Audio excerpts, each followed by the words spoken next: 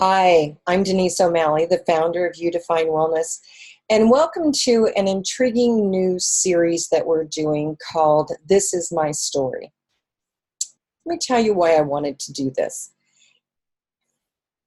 My own personal challenges with the healthcare system made me step outside and find the resources and the tools that would help me in my journey. And I found it extremely frustrating that there weren't resources readily available. Unbeknownst to me, there was this entire world out there of other people who have had to find their own journey as well. And so I felt that those were the stories that we needed to share. So the network providers of You Define Wellness are coming together to tell their story, because what I found is almost every single one of them is doing what they're doing because they walked in this same path that you're on right now. They had to find their own way, either for themselves or for a loved one. And so we are exploring those stories to bring you inspiration and hope and resources that you can use as you move forward. And today I'm delighted to introduce you to my friend Diana Calvo with Diana Calvo Coaching, if I got that right. So Diana, thank you very much for doing this with me today. Thanks for having me, Denise. I'm excited to be here. So, this is your story. Where would you like to begin? Well, I would like to talk about my story from the perspective of learning how to relax into the present moment, and how this practice has been so fundamental and instrumental in terms of my own sense of wellness and my own sense of well-being. So, when I think about my story, and I really want to focus on the last 2.5 years of my life, there's a way to look at it from an external perspective, and there's a way to look at it from an internal perspective.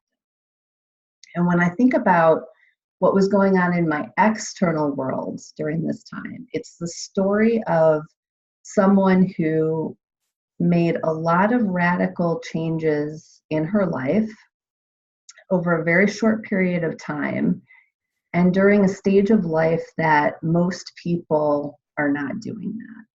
So to be more specific, in my early 40s, over this 2.5 year period, a lot of things changed in my external world. I changed my career. So I stopped doing management consulting in New York, and I became a registered psychotherapist.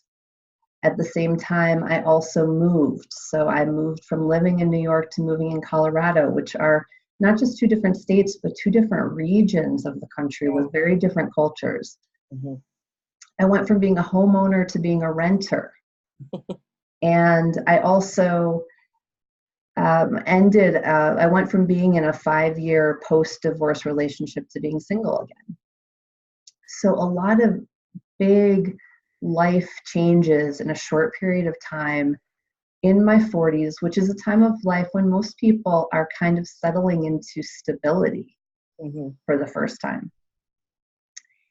So it's interesting, that's what was happening from an external perspective, but what is so much more interesting to me is what was happening in my internal world during that time.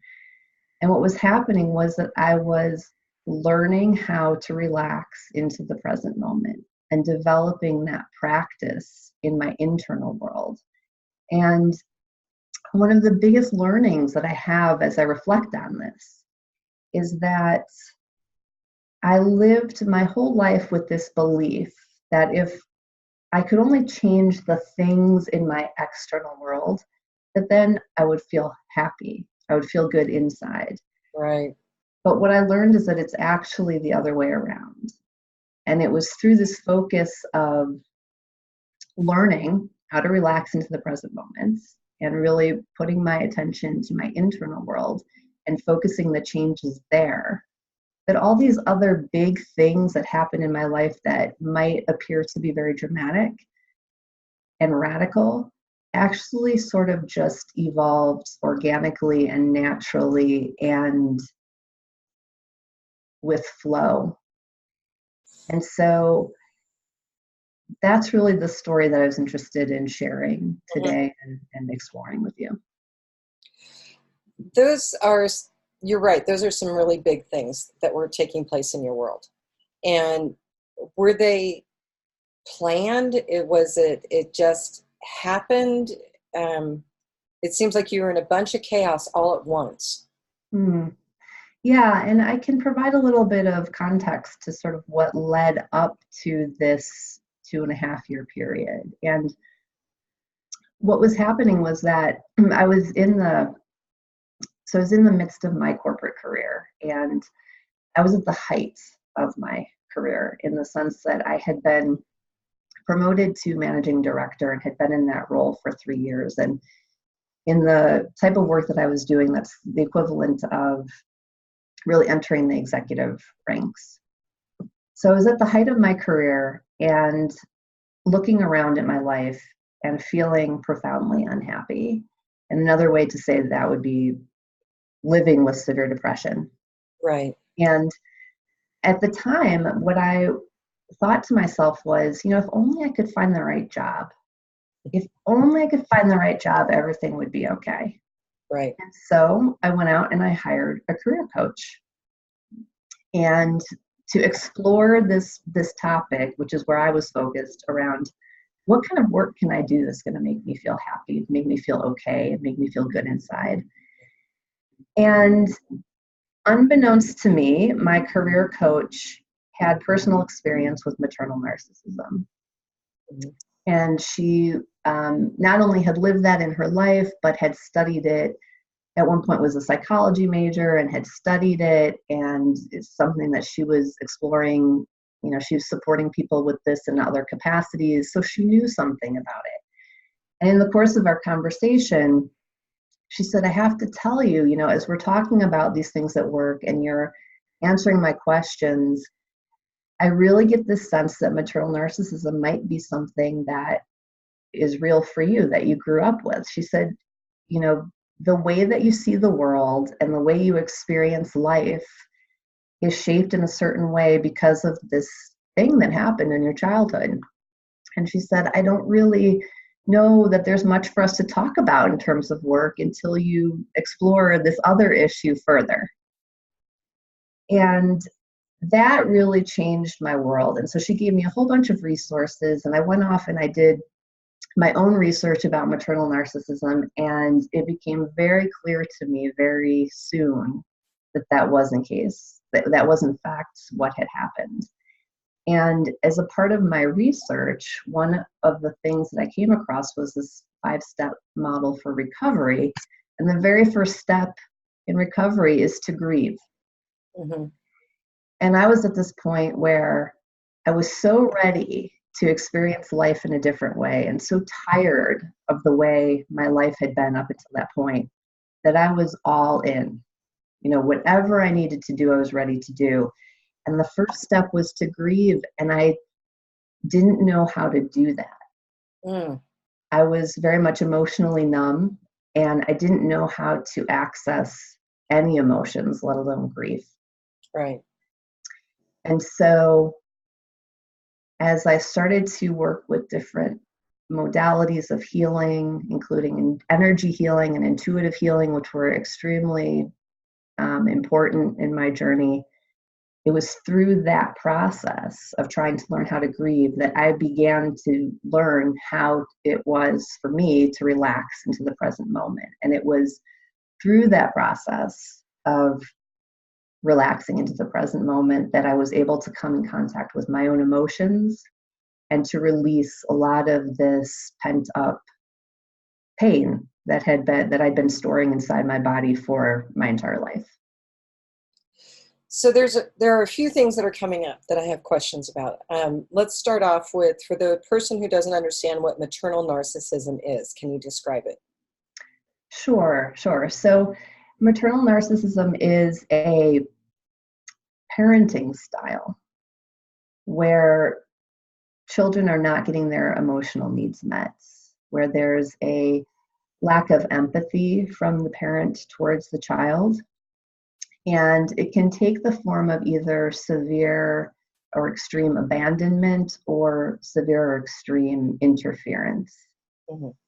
So as a result of that, as a child, you're not really getting the opportunity to develop emotionally and psychologically in a fully healthy way. And there's a lot of emotional abuse that is associated with narcissistic parenting, and it impacts a child's ability to, in terms of, it impacts a child in terms of how they develop, and it shows up later in life in a lot of what turns out to be pretty predictable and common ways once you understand what narcissism is.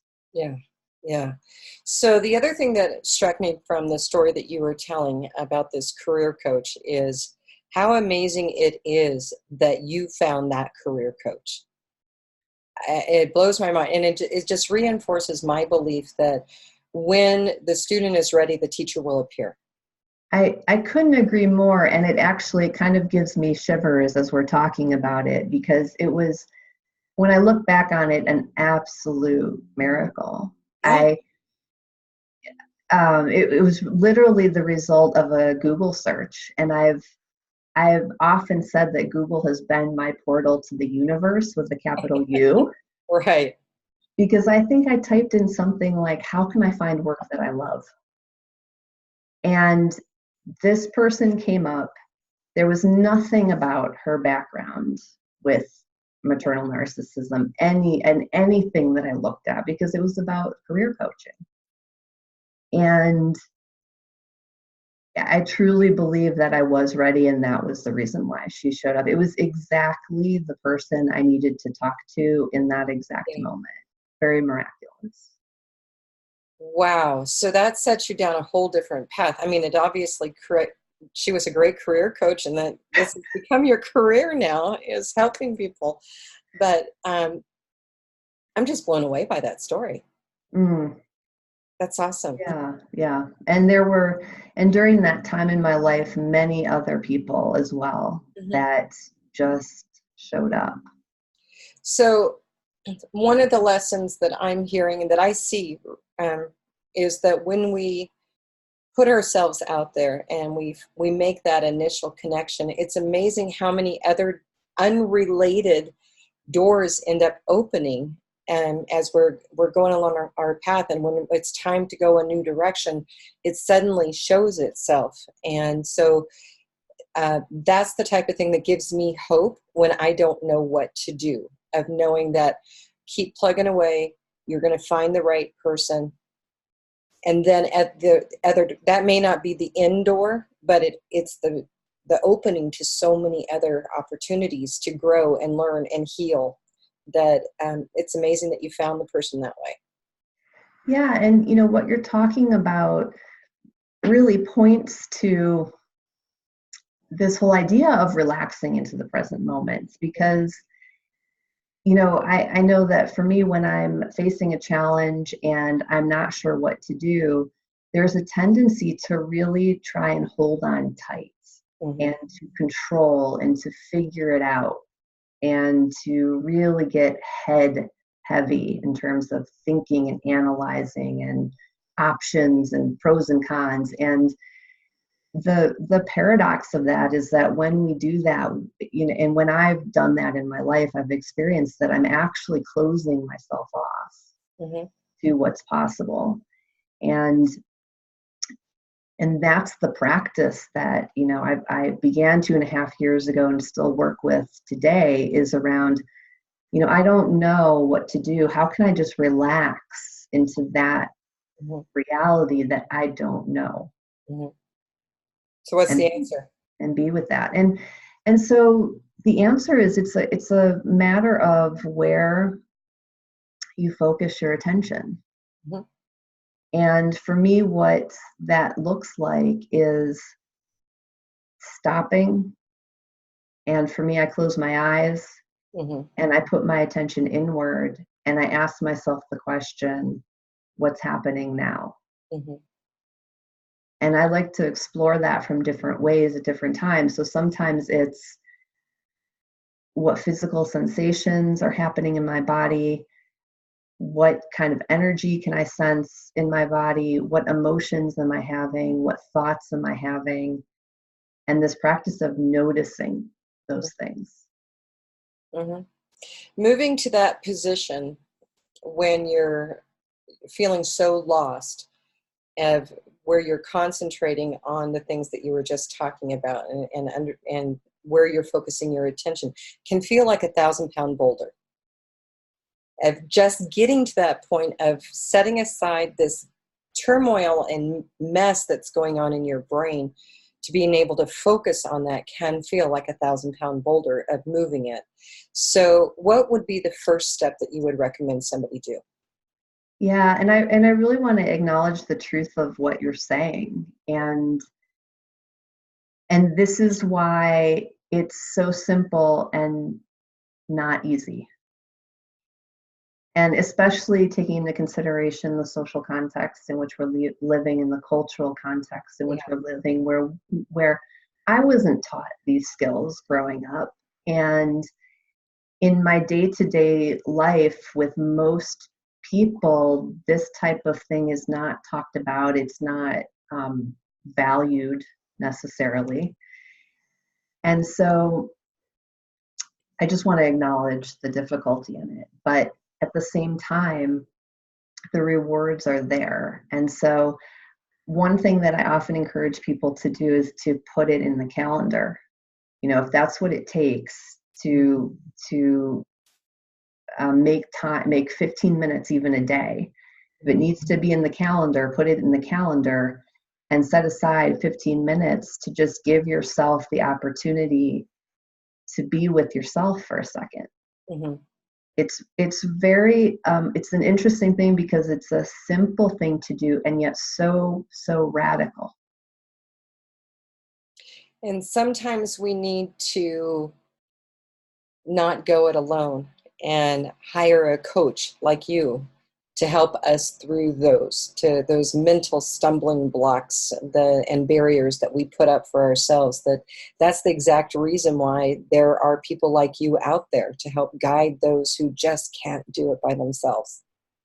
And I was one of those people. Mm-hmm. There's no way that I could have made the changes that I made during this time period without the support of several Mm-hmm. people who helped me out. And the career coach is just a great example of that, just pointing me in the right direction. Mm-hmm. And then further work with other coaches and healers to learn this practice that I'm talking about. Absolutely. And, I say this time and time again. And when people, I hear some resistance from people for coaching, and that, I can do it by myself. The best professional athletes have coaches. I Mm-hmm. think they know their game, but sometimes we just need that external view of what it is that we were doing to say, hey, by the way, Denise, do you know that you're doing this? Let's correct that. And that's what happened with that career coach, is even though she wasn't saying you were doing something wrong, she was pointing out something in your swing you didn't know you had. Mm-hmm. Yeah, and what you're pointing to, this whole thing about I have to figure it out myself and I have to go it alone and I have to, just sort of suck it up and shoulder the burden, is a sign of our times. And it's very much a characteristic of Western culture in particular, this reverence for the individual self above all else. And I certainly lived my life believing that 100% Mm-hmm. until things started to change. And now I see the truth in the fact that human beings are social creatures and that we need community, and that's part of the human experience. And we are actually meant to heal and grow together in relationship with other people. It's not a solo activity. And I think it's really important that you're raising that. Well, I think that's a good note to end this on. So what else would you like to add before we wrap this up? In terms of other things to add, I would like to encourage people to follow their heart in terms of what kind of support they need. I think that we all have an inner wisdom within us, and we all have intuitive knowing and guidance, and it takes some courage and some work and sometimes some practice to be able to listen to that intuitive knowing and to trust it. But I really want to encourage people to, if you haven't already, to begin tapping into that, to and using that as a guide for whatever challenge you're being faced with right now, and to take the opportunity to actually strengthen your relationship with your intuition as you work through your challenge. That's awesome. Great last thoughts. So for all of you who are joining us, wherever you found this video, go over to our YouTube library or to our website at youdefinewellness.com. We have literally hundreds of videos on there that can help you as you're in your journey. We have a couple with Diana, as a matter of fact. And if you want to learn more about maternal narcissism, we've got a couple of great videos on there that we've done with Diana. And with all that being said, thank you, Diana, for your time today. I appreciate it, and sharing your wisdom on your journey. I'm so glad you are where you are today. Thanks for having me.